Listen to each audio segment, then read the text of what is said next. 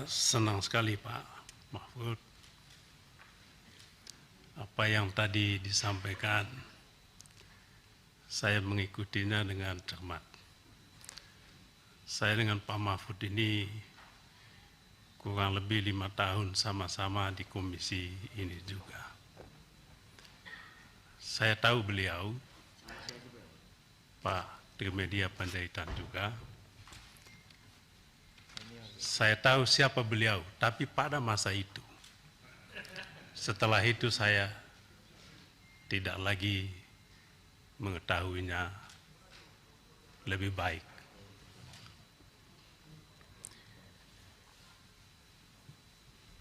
Anggota dewan punya hak, termasuk hak interupsi. Itu diatur dalam undang-undang ini.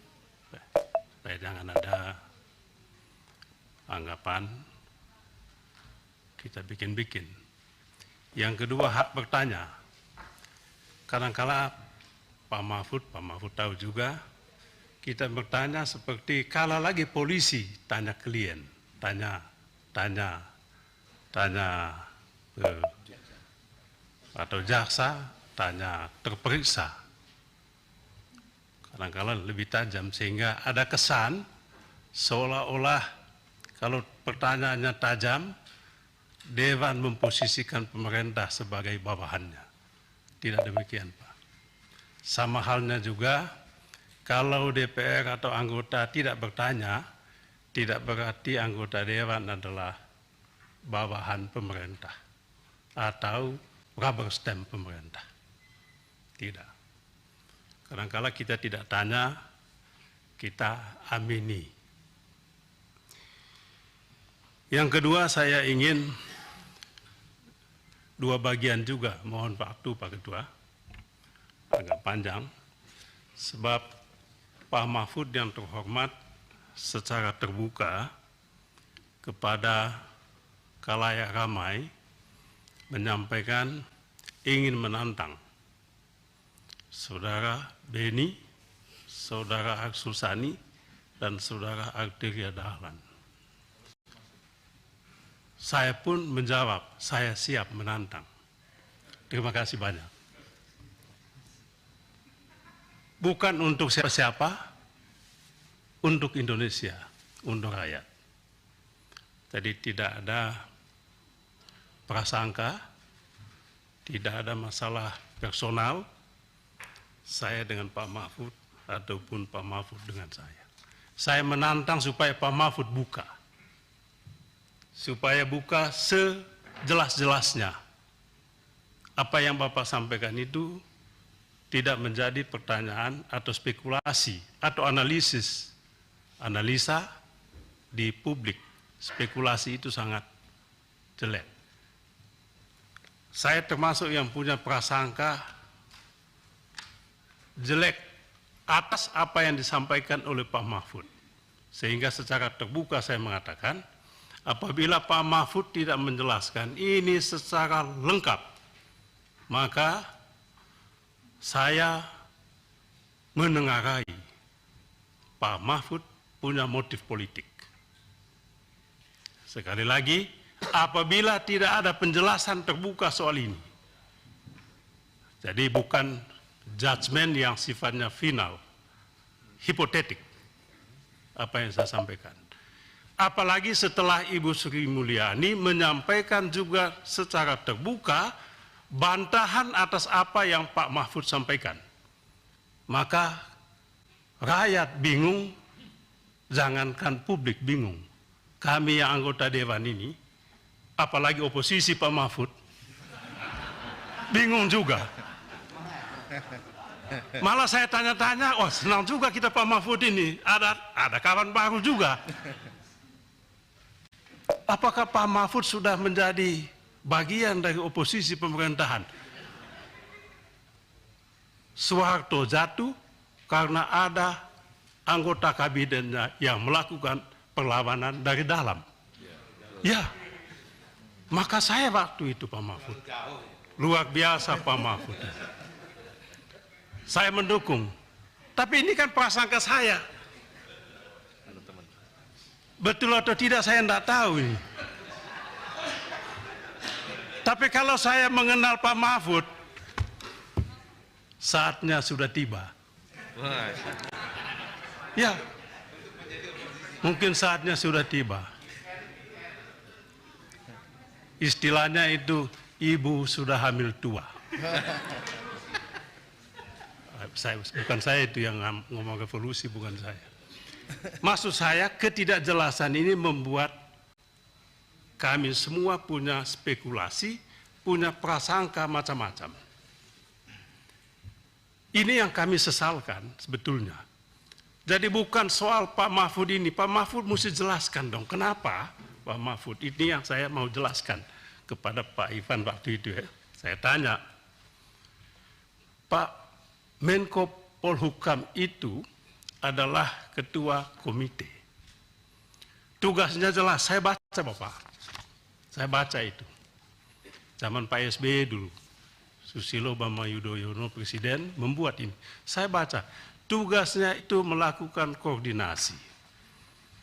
Anggotanya juga jelas. Menkeu anggota. Kalau ada masalah dengan yang berkaitan dengan Menkeu, apa salahnya yang terhormat Pak Menko, ketua komite, panggil yang bersangkutan. Ada temuan ini di lingkungan Kemenkeu. Tolong pertanggungjawabkan dan selesaikan. Itu dalam logika saya sebagai anggota dewan yang menjalankan fungsi pengawasan. Mengapa tidak itu dilakukan? Itu pertanyaan saya sama Pak Ivan. Maka kalau ini tidak ada penjelasan, maka dugaan saya tadi bahwa Pak Mahfud punya motif politik tidak terbantahkan. Itu satu. Yang kedua Pak Mahfud, Bapak kan pejabat publik, wajib menyampaikan informasi publik. Sesuai dengan Undang-Undang KIP, apa yang dimaksudkan informasi publik itu jelas didefinisikan. Dan itu disampaikan oleh pejabat publik kepada publik. Pejabat publik tidak boleh menyampaikan kepada publik isu yang tidak jelas asal-usulnya. Atau masalah yang belum ada pembahasan, belum ada pembicaraan, belum ada penyelesaian. Jadi yang disampaikan kepada publik itu adalah informasi publik yang sudah digodok dan sudah matang. Itu Undang-Undang KIP. Bapak kan bukan pengamat politik. Saya bertanya, Pak Mahfud ini pengamat politik seperti belum menjadi Menko Polhukam dulu, atau apa?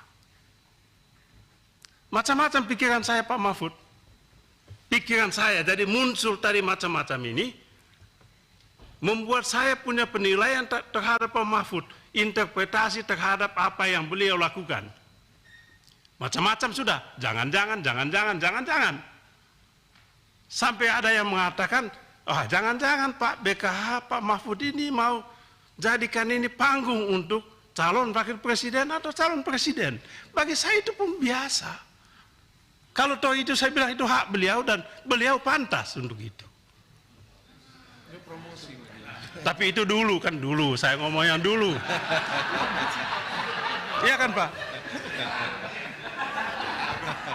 Seperti Pak Mahfud bilang anggota dewan tadi kan? Ya, dulu. Itu kan dulu. Ya, dulu. Ini juga dulu. Saya masih ingat Pak Mahfud sudah siapkan baju putih kan? Dulu. Saya mohon maaf, ya dulu lah. Saya waktu itu Pak Ketua, saya kenal baik beliau ini. Istri saya tanya, Pak, kenalkan sama Pak Mahfud. Dia kenal, kenapa? Dia sudah siapkan baju dipanggil oleh Bapak Jokowi jadi calon wakil presiden. Saya langsung bilang, kita berdoa. Ya, saya ingin Bapak jadi calon wakil presiden waktu itu. Tapi itu dulu ya. Kembali ke soal ini tadi Pak.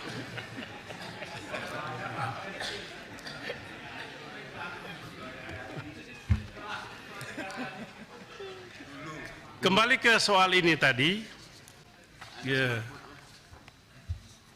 yang Bapak sampaikan ini, informasi publik ini, Ibu Sri Mulyani menjelaskan kepada Komisi 11. Jauh berbeda dengan apa yang tadi Bapak sampaikan. Jadi ini yang membuat kami mohon maaf saja, mana yang harus kami percaya.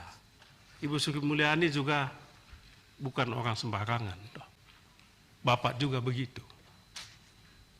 Sama-sama pembantu presiden, hanya beda. Bapak adalah pembantu utama. Sri Mulyani bukan, pembantu biasa. Bapak ketua komite, beliau adalah anggota komite. Tentang ini macam-macam juga, Pak.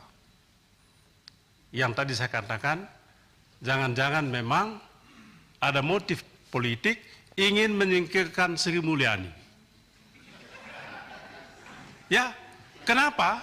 Ya ini mohon maaf saja, kenapa? Sebab ada isu kan, Pak. Sri Mulyani Menkeu menolak rencana beli minyak Rusia masuk Indonesia. Banyak pejabat yang tidak suka, banyak pembantu yang lain juga yang tidak suka Pak Mahfud.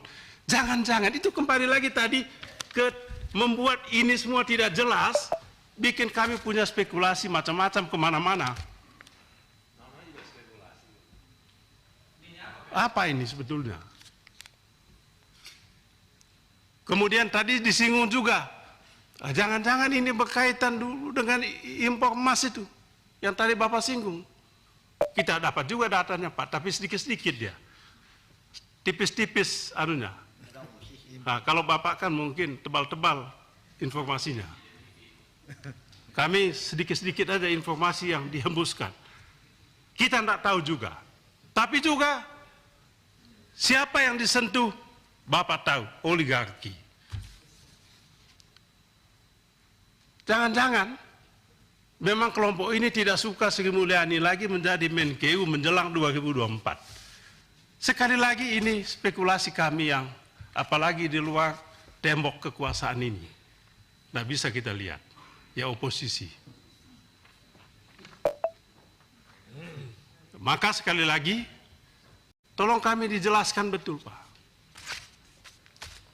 Ya, kami tidak mau mengatakan Pak Mahfud mari kita gabung sama-sama. Ya, kalau betul yang Bapak sampaikan ini Pak Ketua, saya minta mohon maaf pimpinan, Pak Ketua dan para Wakil Ketua dan Bapak Ibu sekalian, kita undang Sri Mulyani. Setuju? Bukan, jangan lama-lama maksud saya. Kalau bisa besok, besok.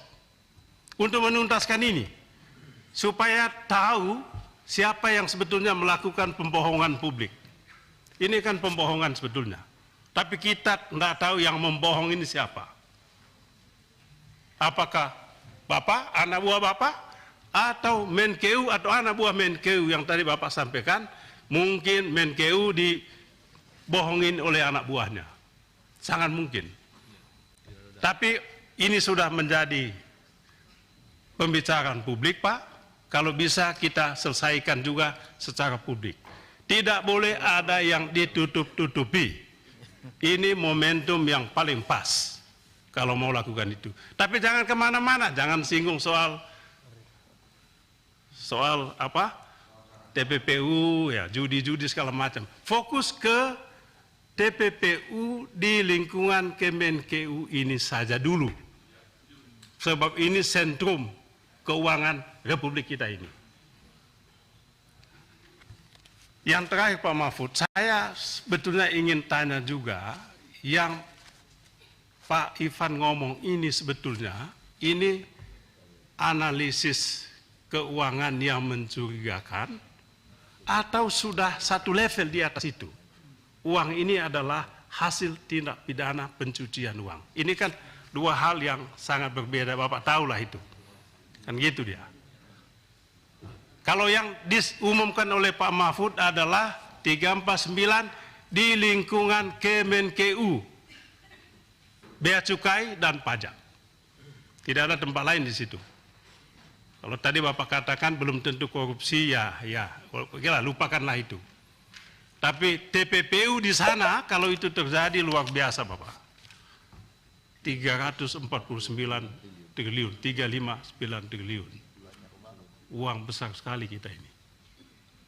Kalau memang itu terjadi, saya rasa panggil Sri Mulyani, kalau bisa bentuk pansus lebih pas lagi, supaya kita lebih mendalam, istilah Latinnya duc in altum, masuk lebih jauh, masuk lebih dalam.